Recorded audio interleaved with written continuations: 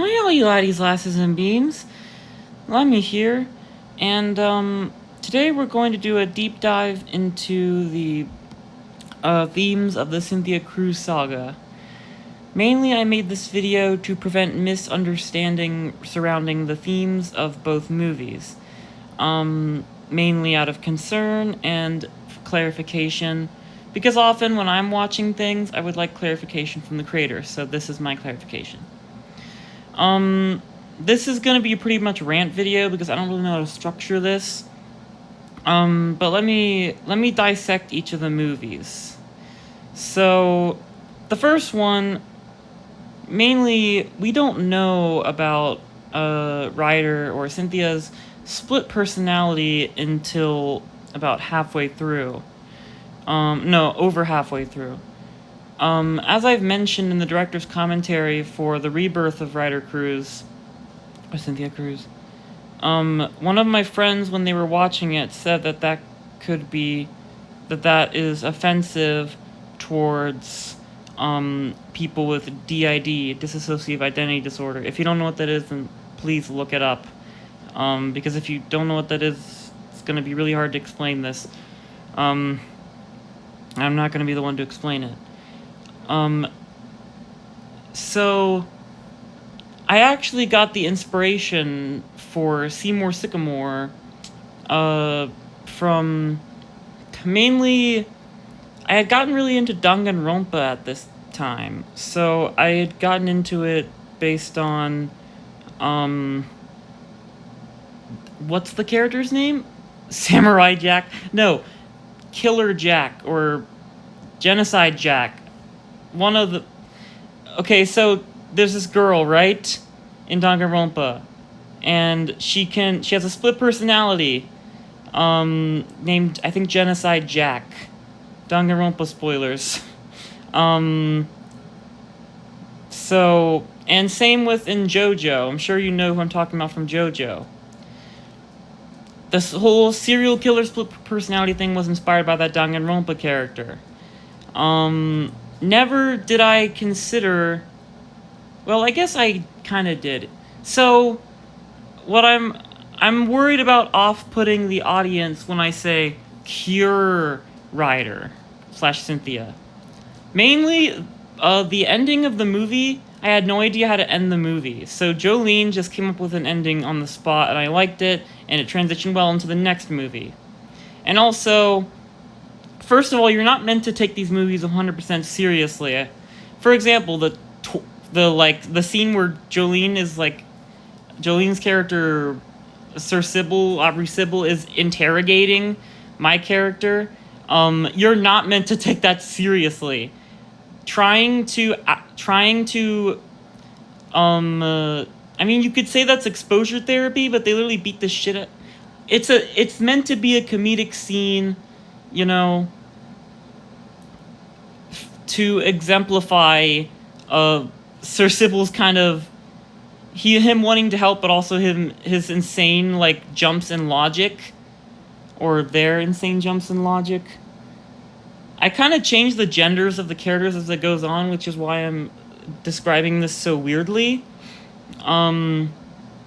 So anyway, the whole thing. At the time, I was a little iffy. Should I say cure him? Isn't that a bit weird? But, at the same time, I was, I didn't know what other word to use. I'm being honest here. That might seem like a pathetic excuse, but I honestly didn't know what other word to use. And the whole journey to cure Ryder Cruz isn't meant to be a message about, it isn't meant to be a message about, if you have a problematic other personality, you should get rid of it. That is not at all what the point of the movie is. When I made this movie, I didn't think, I want to have a character... I guess I didn't really consider how that it was a real thing. And if it was, I didn't really understand at the time that it was a real thing, and it wasn't meant to represent a real character. It was mainly just done for entertainment purposes. It was not meant to offend anyone or represent any sort of people, which is why I say in the descriptions of both videos that it's not meant to represent any disability, even though I kind of hinted at that it does with the whole Ryder's traumatic backstory thing, and the split personality showing up as a result of their traumatic backstory. I mean, I think it's well written. So, like, I can understand why people could think it's offensive. However,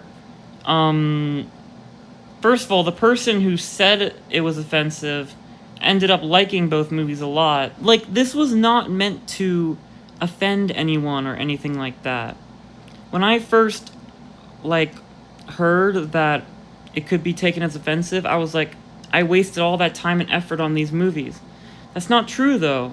The point of these movies is, of course, to be fun and entertaining, and there's lots of messages sprinkled in there, like nature preservation and stuff. But the true point of the movie is for Cynthia Cruz. So Ryder Cruz overcomes Seymour Sycamore, but having to sacrifice their past in the process, because Seymour Sycamore is a part of them, a split personality of them. So I thought, and the abandoning the past part was meant to be like representing a new beginning. That's why it's called the rebirth of Ryder Cruz. In fact, Ryder Cruz becomes a transgender woman, Cynthia Cruz.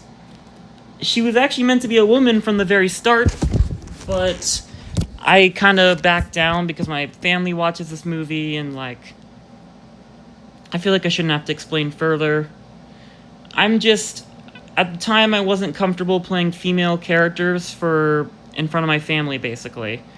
And, yeah, mainly this was meant to represent, like, it was meant to be a trans allegory, is what it was meant to be. Which I know is ironic, since quite a bit of trans people are also plural. And ever since making these movies, I've thought about this a lot, which is why I'm making it now, because this kind of thing makes me think. And I don't want anyone to get offended or think that I'm trying to be insensitive. Because when I made these movies, I didn't understand what having a split personality in real life was really like, or how or being plural, or having DID. So I think you get the point by now.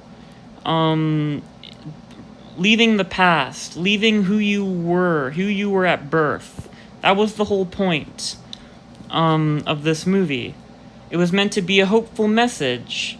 And I don't want anyone to think that I'm saying being plural is wrong, or you should just get rid of your plurality sides. Honestly, I can't comment on that sort of thing. You should ask a therapist about that, or a trusted friend. But yeah, I think I've made my point clear. And now that people know that I'm not trying to put an agenda, I know lots of plural people, and I think they're wonderful. There's nothing wrong with being plural. Yeah, I think you get my point. Thank you for listening, and bye everyone.